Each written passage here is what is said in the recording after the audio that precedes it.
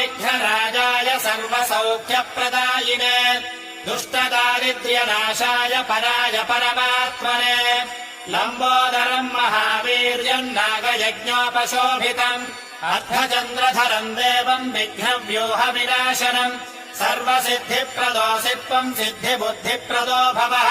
किञ्चिदार्थप्रदस्त्वन्तम् सततम् मोदकप्रियः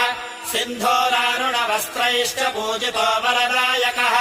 इदम् गणपतिस्तोत्रम् यः पठेद्भक्तिमान् नरः तस्य देहम् च गेहम् च स्वयम् लक्ष्मीर्नमुच्यति।